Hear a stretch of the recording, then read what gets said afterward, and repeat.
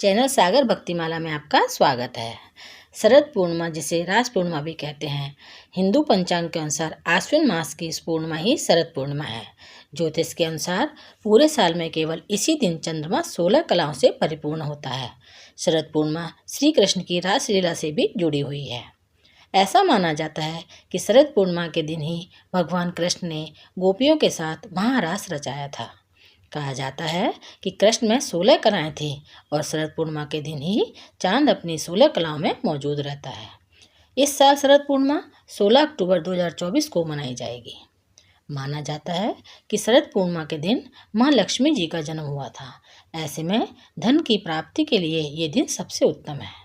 शरद पूर्णिमा व्रत से जुड़ी एक कथा भी है। कहते हैं इस कथा का पाठ करने से बड़ी से बड़ी विपत्तियाँ टल जाती हैं। एक साहूकार के 2 पुत्रियां थीं। दोनों पुत्रियां शरद पूर्णिमा का व्रत किया करती थी। बड़ी बहन तो अच्छी तरह से व्रत का पालन करती थी, छोटी बहन आधा अधूरा व्रत करती थी। इस वजह से बड़ी बहन तो सुख समृद्धि से परिपूर्ण थी, लेकिन छोटी बहन के बच्चे होते ही मर जाते थे। तब पंडितों से इसका कारण पूछा तो पंडितों ने बताया कि तुम व्रत अधूरा करती हो, इससे तुम्हारी संतान जीवित नहीं रहती है। इतना जान लेने पर वह पूरा व्रत करने लगी, किंतु लड़का होते ही मर गया। तो उसने उस मृत लड़के को एक पीढ़े पर लिटा दिया और कपड़े से ढक दिया।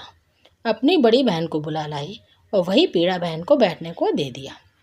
बहन की साड़ी छू जाने से मृतक पुत्र पुनः जीवित हो गया। इससे छोटी बहन को व्रत के प्रति स्नेह हुआ। तभी से इस व्रत का महत्व बढ़ गया। शरद पूर्णिमा के दिन खीर बनाने का भी विधान है। इस दिन खीर बनाकर उसे रात में आसमान के नीचे रख दें, ताकि चंद्रमा की चांदनी का प्रकाश खीर पर पड़े। दूसरे दिन सुबह खीर का भोग अपने घर के मंदिर में लगाएं और उस खीर का प्रसाद सब ग्रहण करें। मान्यता है कि इस खीर को खाने से रोगों से छुटकारा मिलता है। तो ये थी शरद पूर्णिमा के बारे में कुछ जानकारी। मेरे चैनल को सब्सक्राइब जरूर करें। धन्यवाद।